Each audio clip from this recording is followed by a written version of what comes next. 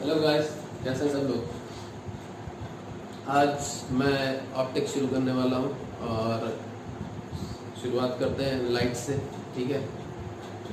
तो सबसे पहले मैं बताना चाहूँ कि बेसिकली हम लोग नज़र कैसे आते हैं। ठीक है, मैं कैसे नज़र आता हूँ, आप कैसे नज़र आते हो, या फिर कोई भी चीज़ है जो नज़र आती है। क्यों आती है? क्योंकि हमारी बॉडी में से लाइट आती है। अब आप सोचोगे भाई हमारी बॉडी से लाइट कैसे आती है।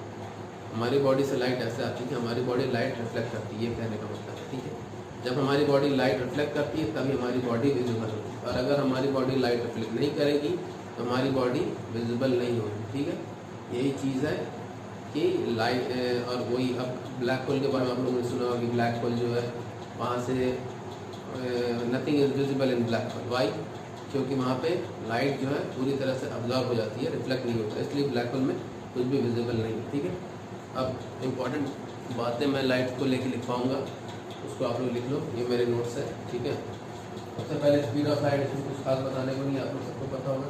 3 × 10⁻⁸ मीटर पर सेकंड लिख लो। दूसरा पॉइंट लिख लो कि speed of light does not depend upon medium. क्या कहने का मतलब है कि चाहे पानी में हो या हवा में हो या सॉलिड में हो। ठीक है, स्पीड ऑफ लाइट का मीडियम से उस पर कोई भी नुकसान या मतलब कमी या ज़्यादती नहीं होगी। ठीक है, जो स्पीड है 10⁻⁵ मीटर पर सेकंड वही रहेगा। स्पीड ऑफ लाइट हर जगह यही रहता है। ठीक है, अब चलो ये फिगर बना लो। आप लोगों ने वैसे शायद पढ़ा होगा, बट फिर भी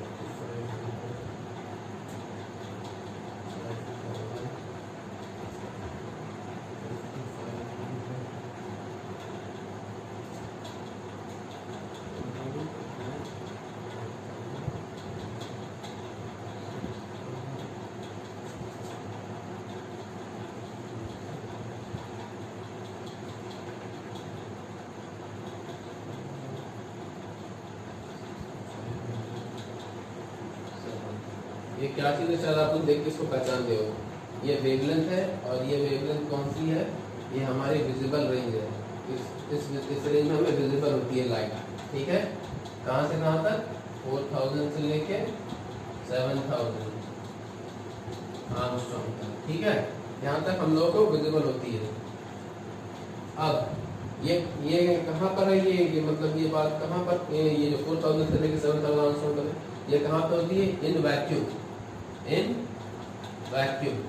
ठीक है, अब वही अगर मैं बोलूँ कि आप किसी मीडियम में बताओ, अब जैसे मैं बोल दूँ कि भाई आप बताओ वाटर में, तो वाटर की जो भी रिफ्रैक्टिव इंडेक्स है, म्यू जो भी है रिफ्रैक्टिव इंडेक्स, बस जो अब 4000 है, 4000 बाई 7000 सॉरी 7000 अपॉन म्यू।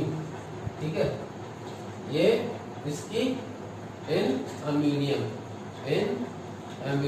इसकी क्या हो जाएगी? इसकी रेंज हो जाएगी, विजिबल रेंज कितनी हो जाएगी? उसकी जो भी रिफ्रैक्टिव इंडेक्स है उससे डिवाइड कर दो, वो उसकी क्या बताएगी? उसकी रेंज बताएगी। किस चीज़ की रेंज बताएगी? विजिबल लाइट की रेंज बताएगी उस मीडियम में। बस उसके रिफ्रैक्टिव इंडेक्स से डिवाइड कर दो। ठीक है, चलो ये पॉइंट लिख लिया।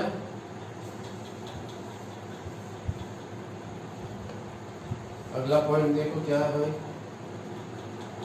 एक पॉइंट मैं बता ही चुका हूँ, एक पॉइंट ये लिख लो फिर भी। the visibility of a light is due to its scattering.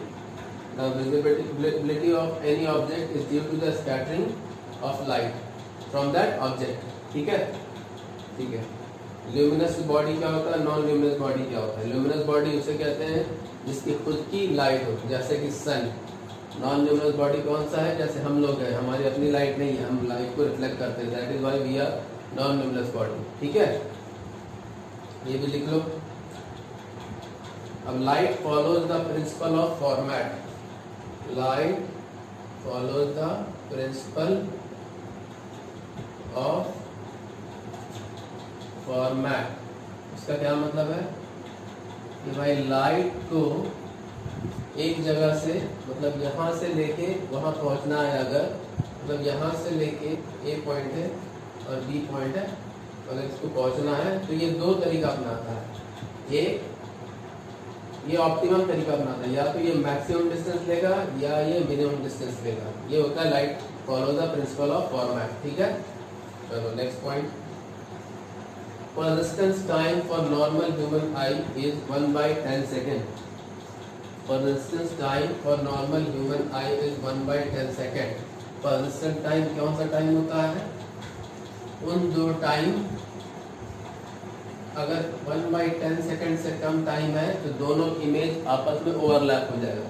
लेकिन अगर 1/10 सेकेंड से ऊपर है टाइम तो दोनों इमेज आपस में ओवरलैप नहीं होंगे. मतलब ये, और इसी चीज का यूज करते हुए मूवीज बनाते हैं. उसमें पर्सिस्टेंस टाइम जो है 1/10 सेकेंड से कम रखते हैं, जिससे क्या होता है एक दूसरे से ओवरलैप हो जाता है. ठीक है, और वो वीडियो के फॉर्म में हो जाता है. लेकिन अगर पर्सिस्टेंस टाइम 1/10 से ज्यादा रहा तो फिर वो इमेज रहेगा, दोनों इमेज में फर्क हो जाएगा. ठीक है, आपस में ओवरलैप नहीं करेंगे. ठीक है, next. The limit of resolution for normal human I is 1 minute. ठीक है, the limit of resolution for normal human I is 1 minute. यानी कि दो ऑब्जेक्ट हैं ए और बी.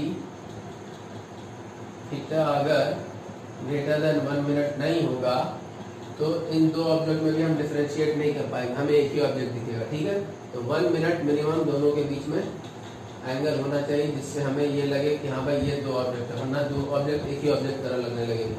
ठीक है, और इसको हम कैसे देख सकते हैं? तो आपने कभी एक आँख का एक्सरसाइज आता है, आपको भी देखे होंगे कि दो बंदर बने रहते हैं और फिर आप ऐसे ऐसे करते हो तो पहले एक ही बंदर रहता है, ऐसे ऐसे करते हो तो फिर दो बंदर हो जाते हैं, फिर वापस लेके जाते हो तो फिर एक बंदर आता है. यहाँ पे भी वही यही चीज़ हो रहा है कि पर्सिस्टेंस टाइम जो है ग्रेटर देन 1 मिनट वाला यूज वहाँ पे भी हो जा रहा है. ठीक है, चलो.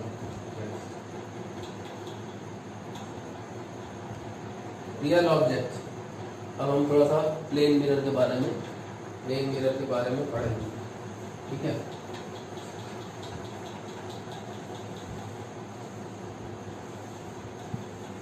इसके बाद में बताऊंगा रियल ऑब्जेक्ट और वर्चुअल ऑब्जेक्ट क्या चीज़ है. पहले एक फोटो बना लेता हूँ.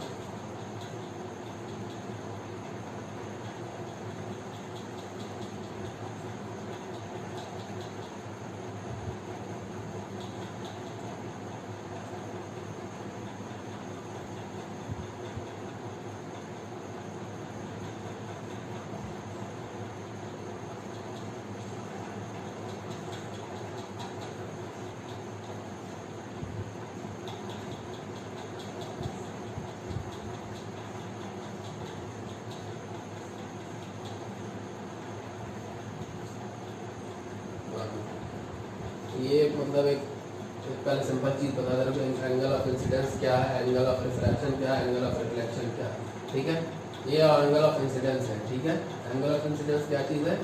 जिस एंगल से कोलाइड कर रहा है, जिस एंगल से रे आ रही है, that is angle of incidence. ठीक है, और जिस एंगल से ये वापस अगर वापस घूम रही है, अगर मिरर है तो वापस घूम जाएगा. ठीक है, मिरर है तो वापस घूम जाएगा. तो जिस एंगल से वापस घूम रहा है that is angle of reflection.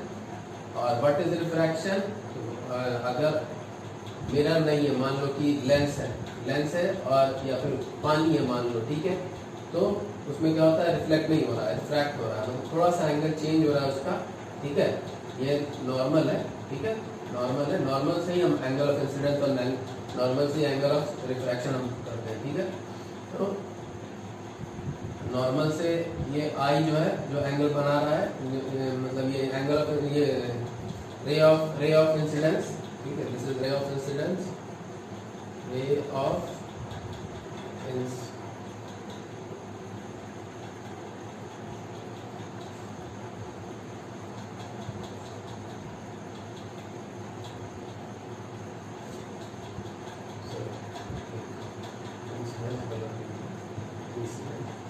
ठीक है,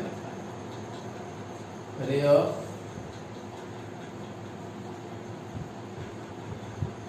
reflection, this is ray of refraction, ठीक है। तो जिस एंगल से ये जो रे ऑफ इंसिडेंस है, जिस नॉर्मल से जो एंगल बनाता है, that is known as angle of incident. उसी तरह जो नॉर्मल बनाता है, जो वापस अगर लौट गया, ठीक है, अगर मान लो मिरर है, वापस लौटा रे, तो क्या हो जाएगा, एंगल ऑफ रिफ्लेक्शन, जो रे ऑफ रिफ्लेक्शन बनाता है आपको नॉर्मल के साथ, और जो रे ऑफ रिफ्रैक्शन बनाता है नॉर्मल के साथ, that is known as angle of refraction, ठीक है।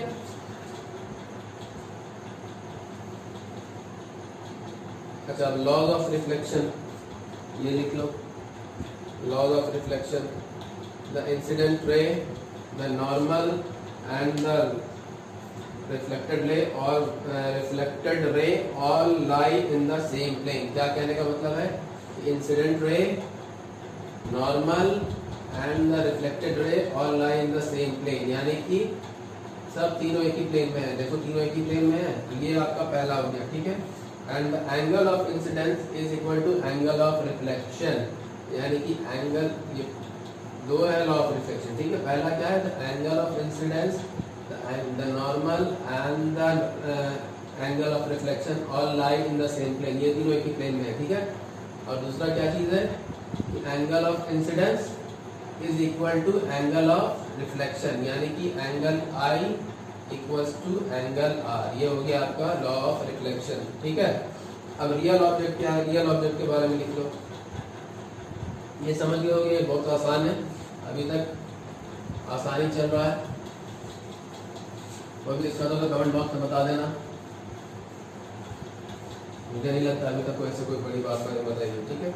Real object is a point, real object is a point from where the rays actually diverge, ठीक है। क्या कहने का मतलब है, डाइवर्ज का क्या मतलब है, कि यहाँ से ये ऐसे निकला, ये ऐसे निकला, ये मान लो मिरर है, ठीक है, ये मिरर का पीछे का साइड है, ठीक है। तो रेज जहाँ से एक्चुअली डाइवर्ज हो रहे हैं, this is known as real object, ठीक है, रियल ऑब्जेक्ट। अब वर्चुअल ऑब्जेक्ट क्या है, virtual object is a point at which the rays appear to converge, the rays appear to converge. इसका मतलब है कि ये ठीक है, ये मिरर है, ये जो है ना, ये object, this is known as virtual object. यहाँ पे क्या लग रहा है कि रेज जो है कन्वर्ज हो रही है, ऐसा फील हो रहा है, ठीक है। ये रेज जो है, ये आपका ये रियल रेज है, लेकिन ये जो है ना, ये वर्चुअल रेज है, ये रियल रेज नहीं है जो पीछे जा रही है, इसलिए मैंने इसको डॉट से बताया। तो यहाँ पे क्या लग रहा है, देखिए कि यहाँ पे कन्वर्ज हो रहा है, इसलिए इसको, और यहाँ पे कन्वर्ज होकर एक इमेज बन रहा है, ये this is known as virtual object, ठीक है। चलो अब आगे देखते हैं।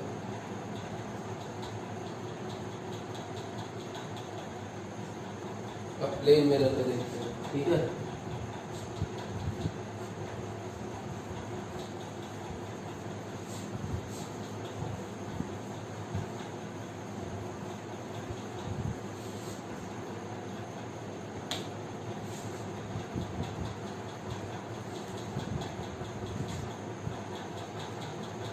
सबसे पहले ये चीज़ देख लो, ऑब्जेक्ट है ये, मान लो, और यहाँ एक इमेज है ये, ठीक है। तो ये इस इमेज को हम क्या कहेंगे, इरेक्ट इमेज, ठीक है। फिर एक ऐसे है ऑब्जेक्ट है और इमेज ऐसे है, this is known as inverted image, ठीक है। चलो टाइम कितना हो?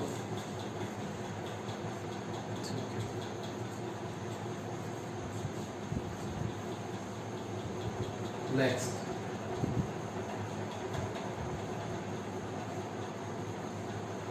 तो इसी पे क्वेश्चन है, यहाँ पे मैंने बना रखा है, is it possible for a plane mirror, is it possible for a plane mirror to form inverted image.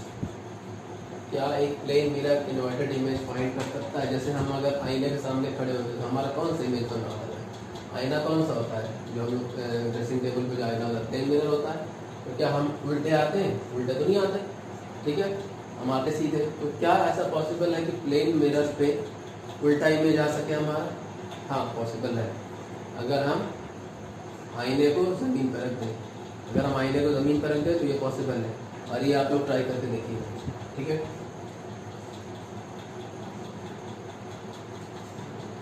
If एक और चीज और लिख लो, if we increase the size of the mirror, if we increase the size of the mirror, the number of images remains same, but क्या होता है? Intensity will increase, ठीक है, but the intensity will increase, ठीक है। ये point लिख लो। क्या कहने का मतलब है कि मिरर इतना बड़ा हो या इससे बड़ा कर दो, ठीक है, या एक इतना बड़ा हो, इतना बड़ा हो या इतना बड़ा हो, ठीक है, उतना ही इमेज शो करेगा, जितना ये शो कर रहा है उतना ये भी शो करेगा, उतना ये भी शो करेगा। बस ये है कि इंटेंसिटी बढ़ जाएगी और ज़्यादा क्लियर हो जाएगा, ठीक है। अब इसी केस में अगर मैं ये कह दूँ कि इसको ब्रेक कर देते हैं, ठीक है, इसको ब्रेक कर देते हैं यहाँ से, इस मिरर को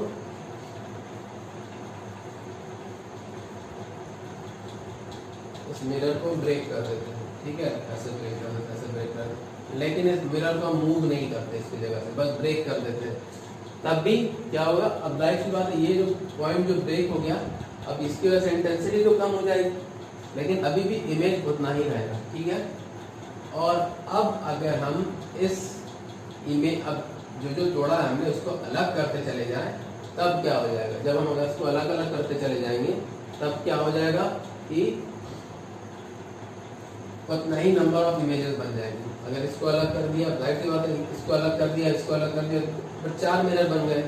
तो भाई अब जितने इमेजेस बन रहे थे 4 टाइम्स हो जाएंगे, n अगर बन रहे थे तो 4n हो जाएंगे, ठीक है, सही है। अब एक क्वेश्चन आया था IIT में, बहुत पहले आया था,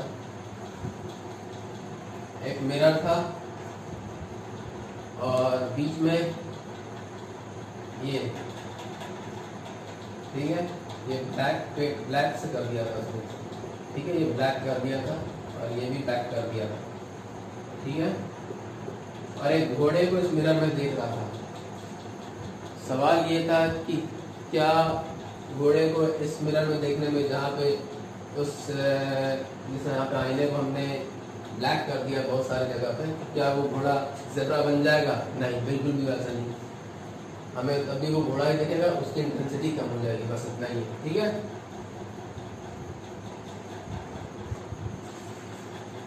चलो अब एक और चीज लिख लो यहाँ पे,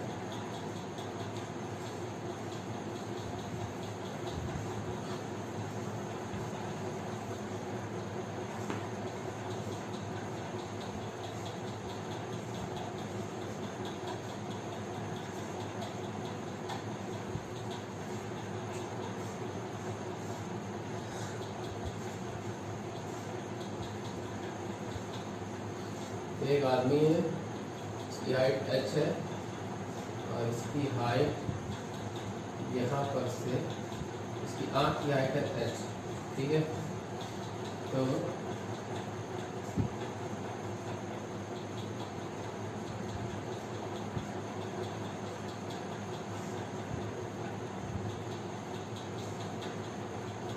इस आदमी को अपनी कंप्लीट इमेज यहाँ से लेके यहाँ देखने के लिए इस मिरर की हाइट होनी चाहिए h/2। h/2 क्या है?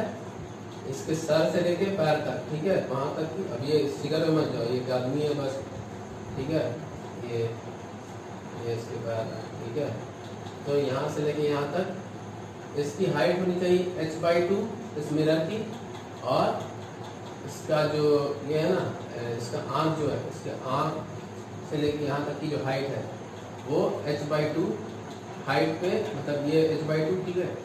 आँख से लेके जो है, आँख से लेके जो ज़मीन तक की हाइट है उसका हाफ, और उसके ऊपर मिरर रखेंगे जिसकी जो पूरे हाइट की हाफ हो। मतलब ये इक्वेशन सेटिस्फाई होनी चाहिए to see the complete image of that person. आप लिख लो, to observe the complete image of a person, to observe the complete image of a person, the size of the mirror should be at least h/2, where h is height of the person, ठीक है।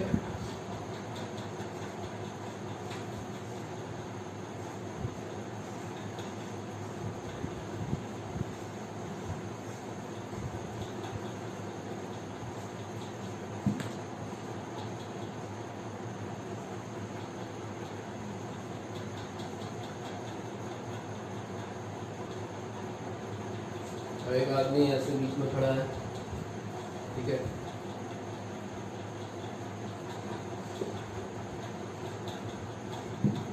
और ये wall है h/5, ठीक है।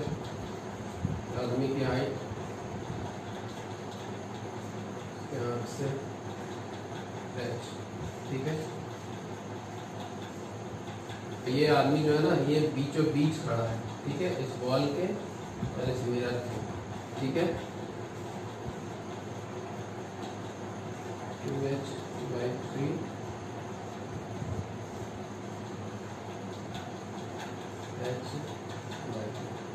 तो इस wall को पूरे तरह इस मिरर में देखने के लिए अगर ये आदमी बीचों बीच खड़ा है तो क्या इक्वेशन होनी चाहिए? इस वॉल को पूरे तरह देखने के लिए इस मिरर की हाइट होनी चाहिए h/3, और ये कितनी ऊंचाई पे होना चाहिए? तो 2h/3 ऊंचाई पे होना चाहिए, ठीक है। इसको लिख लो, to observe a complete image of height h, the size of mirror should be at least h/3, provided person stand in the middle of the wall and the mirror, ठीक है।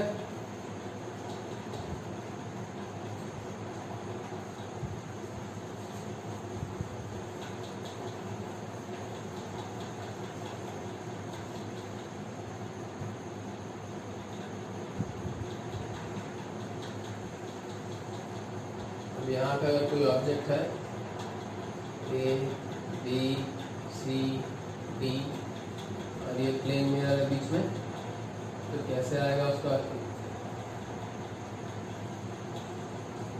B, C,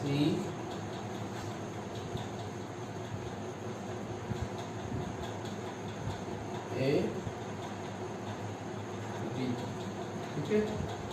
इधर का इधर हो जाता है, इधर का उधर हो जाता है, ठीक है। तो ये वाला पोर्शन आगे आ जाएगा और पीछे वाला पोर्शन पीछे चला जाएगा, ये ऐसे आता है, ठीक है। और एक और चीज़, अब अगर नेक्स्ट में लिख लो, अब टाइमिंग है। अब टाइमिंग को अगर हम घड़ी को देखते हैं, घड़ी को अगर हम देख रहे हैं प्लेन मिरर में, जैसे एग्जांपल 4:20 है, 4:20 है, तो इसका इमेज क्या होगा? इसका इमेज, घड़ी का इमेज क्या आएगा अगर हम इसको मिरर में देख रहे हैं? कुछ नहीं, बस 1160 से आप माइनस कर दो, ठीक है, माइनस कर दो 420, क्या आ जाएगा? इधर 40, इधर 7। तो यानी कि जब घड़ी को अगर आप देखोगे आईने में तो 7:40 बज के आ रहा होगा, ठीक है, 420 की जगह, ठीक है ना।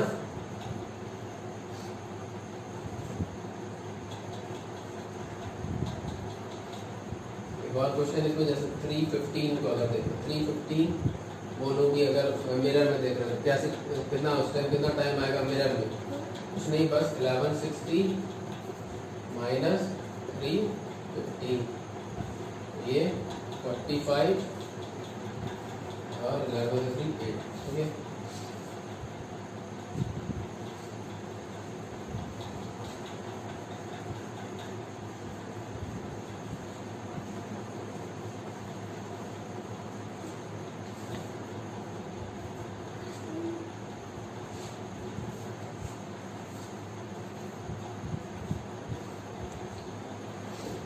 चलो अब नेक्स्ट पॉइंट लिख लो। If an object moves with speed v towards the mirror, the image also moves with v with same speed towards the mirror. क्या कहने का मतलब है कि अगर ऑब्जेक्ट जो है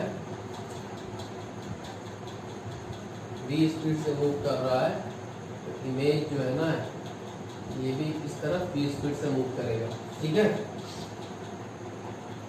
अब वही अगर मैं ये बोल दूं कि ऑब्जेक्ट ये मिरर भी, अगर मैं बोलूँ कि मिरर भी अगर v स्पीड से मूव कर रहा है तो क्या होगा, जब मिरर अगर v स्पीड से मूव करेगा तो इमेज जो है that will move with speed two v, ठीक है।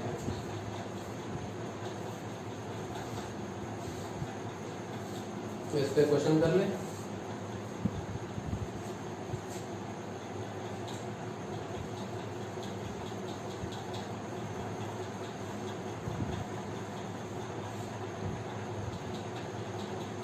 क्वेश्चन है